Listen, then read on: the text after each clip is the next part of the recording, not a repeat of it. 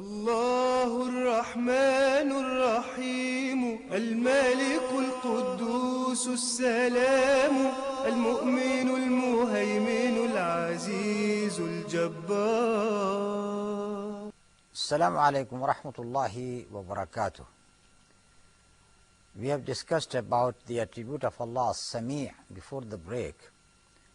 Now we are going to take two more attributes of Allah: AlHakam, the judge, the ruler; Al-Adl, the just.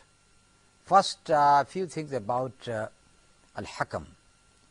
As Allah subhanahu wa ta'ala has said, أَفَغَيْرَ اللَّهِ يَبْتَغِي حَكَمًا وَهُوَ الَّذِي أَنزَلَ إِلَيْكُمُ الْكِتَابَ مُفَصَّلًا. Say that, can I take any other person apart from Allah subhanahu wa ta'ala as a judge? And He is the one who has given you the book in all details. And He also said in Surah Yusuf, إِنِ الْحُكْمُ إِلَّا لِلَّهِ. إِنِ الْحُكْمُ إِلَّا لِلَّهِ. The rule is only for Allah subhanahu wa ta'ala. وَمَنْ أَحْسَنُ مِنَ اللَّهِ حُكْمًا لِقَوْمٍ يُوقِنُونَ. And is there any rule better than the rule of Allah for those people who got belief, who got the conviction of the faith?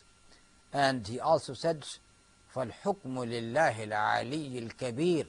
So the rule, the judgment is for Allah, who is high, who is great. And He also said, إِنَّ اللَّهَ يَحْكُمُ مَا يُرِيدُ. Indeed, Allah subhanahu wa ta'ala judges whatever He likes. And the end of Surah At-Tin, أَلَيْسَ اللَّهُ بِأَحْكَمِ الْحَاكِمِينَ. Is not Allah the judge of the judges? So the main thing which we understand from this word Al-Hakam, that He is just, and He is the judge who is giving justice, who is giving the judgment with justice. And it implicates three things here. The first thing is that Allah subhanahu wa ta'ala knows what happened in the past and what is going to happen in the future. And we have said earlier that for Allah subhanahu wa ta'ala there is no past, no future. And when we speak about past and future, that is according to our understanding. Allah subhanahu wa ta'ala knows our past, our present, our future. And the second thing, that His will is a compelling will which is not going to be frustrated in any way. Nobody can frustrate Him. Nobody can say that His will is going to dominate the will of Allah subhanahu wa ta'ala.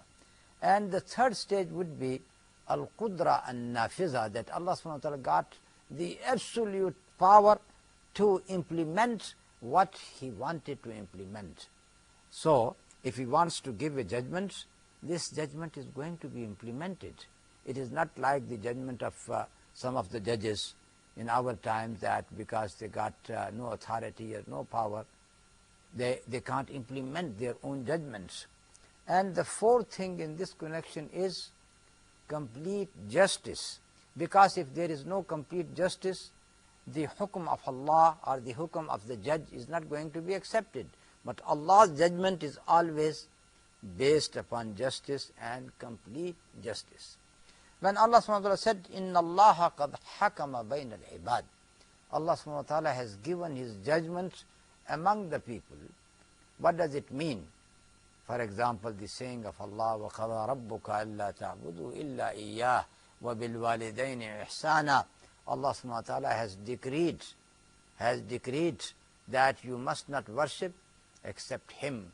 And that, وَبِالْوَالِدَيْنِ إِحْسَانًا, treat your parents with ihsan, very nicely. This is of course another issue, that in this ayah Allah subhanahu wa ta'ala has mentioned the right of Allah first, and then the right of the parents. The right of Allah subhanahu wa ta'ala is that you worship Him, just Him alone. Don't make any association with Him, no partner, no deity, just Allah subhanahu wa ta'ala. That is what is demanded by Allah. And the second thing is, as far as your parents are concerned, you are not worshipping them, but you are treating them nicely and gently, especially if they are old and they need you, because as they have taken care of you when you were just a child, now they are grown up and they are old, they need your assistance. So assist them and help them. Don't say even a word like "oof." Yani, why? To your parents, why did you say that? You are not supposed to do that, because Allah subhanahu wa ta'ala asked you to be nice to them as they were nice to you when you were just a young lad. Now, this is there is another thing which we understand from this ayah, Inna Allaha qad hakama bayna al-ibad, that Allah subhanahu wa ta'ala, He has decreed for some people to be fortunate one and the other people to be unfortunate one. This is known in Arabic as as-sa'adah and as-shaqawa. And we know from one hadith that when the angel is going to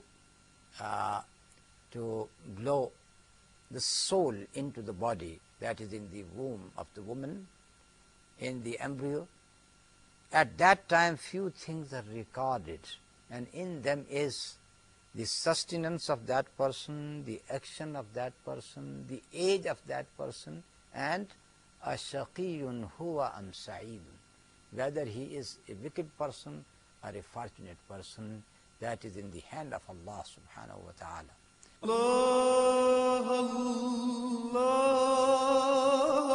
الله الرحمن الرحيم الملك القدوس السلام المؤمن المهيمن العزيز الجبار.